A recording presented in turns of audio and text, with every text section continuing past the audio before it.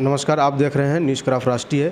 आज हम चतरा जिला के कनाचट्टी प्रखंड बरवाडी गांव आए हुए हैं। यहां पे एक युवा जो है सो जेपीएससी परीक्षा में सफलता हासिल की है।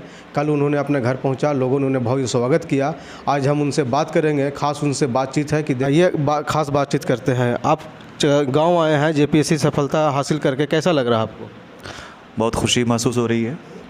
और मैं गांव बहुत कम आता था, चूँकि ज़्यादातर मेरी पढ़ाई बाहर हुई है, मैं बचपन से बाहर रहा हूँ, तो मैं गांव के लोगों से बहुत कम फैमिलियर था। लेकिन when I got selected and I came back to my home, लोगों का रिस्पांस पा के पहली बार ऐसा लगा कि मुझे जो मैंने मेहनत की है, जो हमने प्रयास किया, जो हमने स्ट्रगल्स किए, जो हमने परेशानियाँ और मुश्किलें झेली, पहली बार लगा कि मुझे वो सारा जो है उसका फल मुझे कल मिल गया। लोगों का इतना ज़्यादा प्यार था, it was just amazing, overwhelming, I will say overwhelming. Sir, आप स्टार्टिंग परीक्षा कहाँ से किए थे? स्टार्टिंग जो है से शिक्षा का कहाँ से किए आप, और क्या स्ट्रगल आपको करना पड़ा इस फील्ड में आने में? चूँकि मैं मदरसे से आता हूँ, मैंने अपनी इनिशियल एजुकेशन मैंने मदरसे में की है। मैं मदरसे से मैंने फ़जीलत की डिग्री ली है।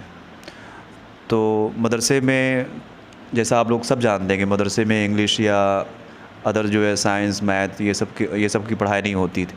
लेकिन मेरे अंदर हमेशा से जो मॉडर्न एजुकेशन है, मुझे उसे सीखने का हमेशा से मेरे अंदर एक क्यूरियोसिटी रहती थी। मैं हमेशा से इंग्लिश बोलने का या इंग्लिश सीखने का ये जिज्ञासा मेरे अंदर शुरू से रहा। लेकिन वो अपॉर्चुनिटी मुझे मदरसे में नहीं मिल पा रही थी कहीं ना कहीं। तो साथ साथ मैंने एक स्कूल में मैंने अपने आप को इनरोल किया। मेरे मदरसे के बगल में एक स्कूल था, मैं वहाँ पे अपने आप को इनरोल किया। वहाँ से मैंने अपनी 10th एंड 12th की पढ़ाई की, और after 12th I move to Delhi. From there I did my graduation and master in Urdu honours. और जब मैं अपनी पढ़ाई ग्रेजुएशन के 3rd ईयर में था, तो मुझे सिविल सर्विस तैयारी करने का जो है मुझे ख्याल आया, और उसके बाद से मैं लग गया। आपने सुना, इच्छा अगर जो किसी चीज़ को पाने को हो तो वो मिलता ही है। मदरसा एक ऐसा जगह है जहां अरबी तालीम होती है। वहां से इन्होंने अपनी शिक्षा का शुरुआत किया, और इनका लक्ष्य था कि हम कुछ अलग करें। और इन्होंने मदरसा के ही बगल में ही एक स्कूल में अपना दाखिला करा करके और वहां से अपना स्टार्ट किए हैं। अच्छा, आपके पिताजी को बताया जाता है गांव में कि आपके पिताजी पंचर दुकान चलाते थे, क्या अब भी वो दुकान है और वो चल रहा है? जी, अभी भी उनका दुकान है, अभी भी उनका दुकान है। लेकिन अब चूँकि इनकी उम्र काफ़ी हो गई है, अब इनका हेल्थ सपोर्ट नहीं करता, तो अब बहुत कम जाते हैं। अब इन्होंने कॉन्ट्रैक्ट पे दे रखा। बट मुझे 2 साल पहले ये ख़ुद दुकान पे जो है रह के काम करते थे, और जो भी जिस तरह का है इनको जो है जो अर्निंग होती थी वो सारा अपनी फैमिली को या हमें सपोर्ट करने के लिए, समझ लीजिए हमें पढ़ाई करने के लिए, ये इस एज में भी जो है, इस एज के पड़ाव में भी जो है वो धूप सर्दी जैसे सख्त मौसम में जो है वो दुकान पे जीटी रोड, और जहाँ आपको पता है कि मतलब कोई सोने का साधन नहीं, एक झोपड़ी, समझ लीजिए एक झोपड़ी में रहते थे। इन्होंने अपनी पूरी ज़िंदगी जो है एक झोपड़ी में गुजारी। तो कहीं ना कहीं हमें इनके स्ट्रगल देख के मेरा अपना स्ट्रगल जो है छुप जाता था। मुझे लगता था कि मुझसे ज़्यादा जो है मेरे पेरेंट्स मेहनत कर रहे हैं, और हमारा जो पैसा जो मुझको मिल रहा है वो बहुत मेहनत की कमाई से मुझे मिल रहा है।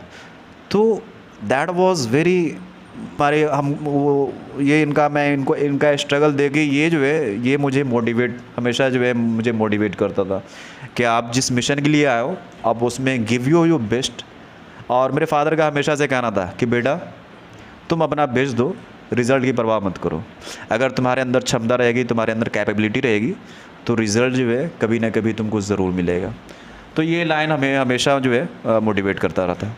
आपको अपने परिवार से कितना सहयोग मिला, और आपको यहाँ तक आने में आपके कौन से मित्र जो खास सहयोग किए हैं, आप बताएं। मुझे लगता है कि बगैर परिवार के सपोर्ट के I cannot imagine myself where I am today. इनका हमेशा से अनवेवरिंग अनकंडीशनल सपोर्ट रहा। इन्होंने परेशानियां झेली हैं, मुझे पता है इन्होंने बहुत तरह की परेशानियां झेली हैं। इन्होंने गरीबी देखी, गरीबी झेला, लेकिन मुझे किसी तरह का जो है मुझे परेशान नहीं होने दिया। मुझे जितने पैसे की ज़रूरत मुझे पड़ती थी, चाहे ये अपने इनके पास हो ना हो, अगर इनको किसी से बोरो करके देना पड़े, तो देते थे और महीने के एंड में मुझे पैसा जो है मेरे पास पहुंच जाता था। तो मैं तो बोलता हूँ कि बगैर माता पिता, बगैर आपके भाई बहन के सपोर्ट के इंसान अपनी लाइफ में, अपनी ज़िंदगी में जो है सक्सेस हासिल नहीं कर सकता। तो मैं तो पूरी ज़िंदगी अगर मैं इनकी सेवा करूँगा तो भी कम है जितना इन्होंने मेरे लिए किया, चाहे हमारे माता पिता हों या हमारे भाई हों। क्योंकि हमारे भाइयों का भी बहुत अहम रोल रहा। हमारे भाई ने जितने पैसे मैंने मांगे वो उतने पैसे दिए, कभी क्वेश्चन नहीं किया कि भाई तुम बदल जाएगा बाद में जो है। क्योंकि होता है जनरल ये परसेप्शन है आजकल लोगों का कि लोग कतराते हैं अपने भाई को पढ़ाने से, लेकिन मेरा भाई मुझे लगता है कि कभी महसूस ही होने नहीं दिया।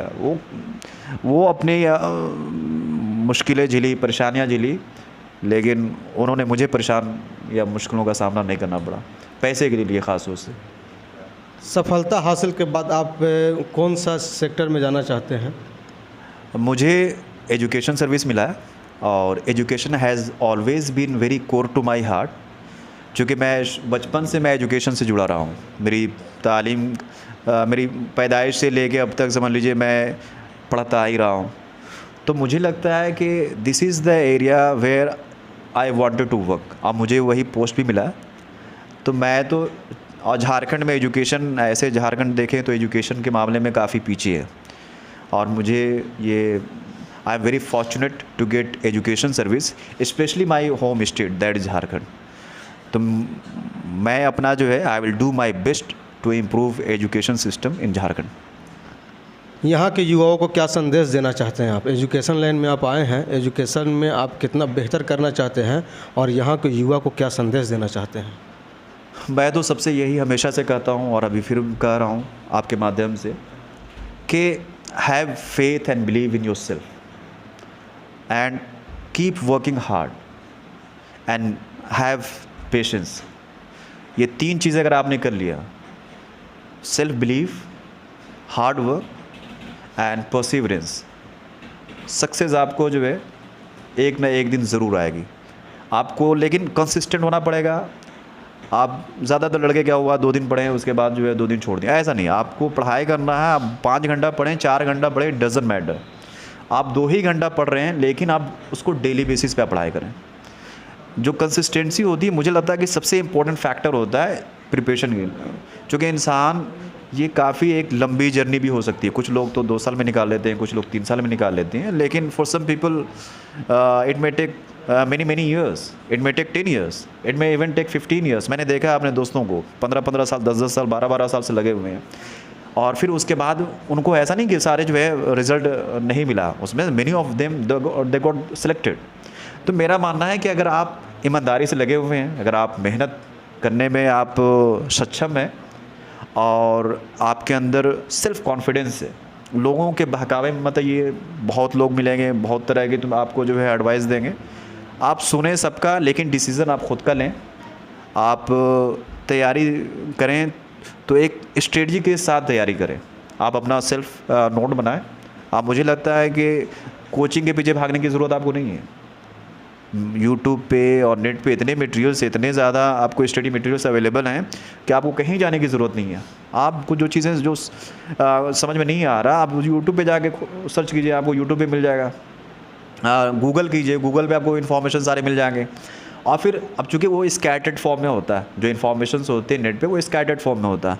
आप उसको एक सिस्टमेटिक वे में आप सिलेबस के अकॉर्डिंग सिलेबस को सामने रखें, प्रीवियस ईयर के क्वेश्चन को सामने रखें और एक टॉपिक वाइज आप जो है नोट बनाते जाएं। अपना नोट बना लीजिए और बार बार उसी को रिवीजन कीजिए। फिर आप बुक को छोड़ दीजिए, बुक को आप बुक फिर देखने की ज़रूरत नहीं पलट के, आप नोट को बार बार पढ़ते रहें।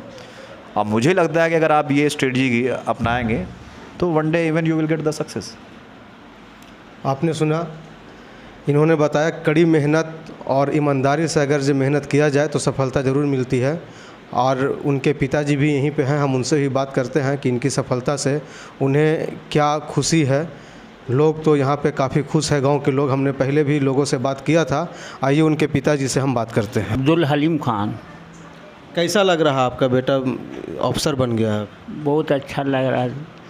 मेरे दिल में भी ख्याल था कि हम बच्चा के पढ़ाए और मेहनत मशक्क़त से पढ़ाए और बहुत खुश है।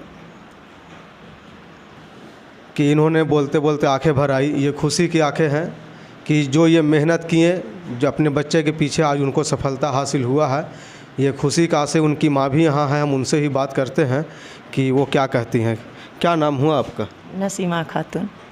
कैसा लग रहा? बहुत खुश, इतना खुश हो रही हैं कि बच्चा को जब हम पढ़ाया, सोचते थे अपने दिल में इरादा करते थे, वो इरादा मेरे अल्लाह हासिल पूरी की हैं और गांव में भी सबको हासिल पूरी हुई। सब गांव में भी खुश हुए, माँ बाप भी खुश है कि मेहनत करके जैसे पढ़ाया वो मेहनत का अल्लाह ने मजूरी दिया और फल दिया। गांव भी खुश, माँ बाप भी खुश है। बहुत खुशी है बाबू, इतना खुशी हमरे कि कहना ही ना। हम मेरा भांजा है कैसर रजा और मेरा घर है रबदा, यतीम खां का नाती है। यतीम खां का नाती नवासा इतना गरीब का नाती है। इतनी खुशी हुई है, इतनी खुशी हुई है कि कहना ही नहीं कि कैसी खुशी मिली हम लोग को। मेरा नाम असलम अंसारी और मेरा घर धमदम्मा है और बगल गांव के मेरे बरवाडी के निवासी मिस्टर कैसर रजा JPSC में सफलता हासिल किए हैं और इससे हमारे गांव इलाका गनाचट्टी प्रखंड नहीं पूरा ज़िला खुश है। और गांव में तो बहार है बहार। कल हम लोग 100 मोटरसाइकिल से इनका स्वागत समारोह किए और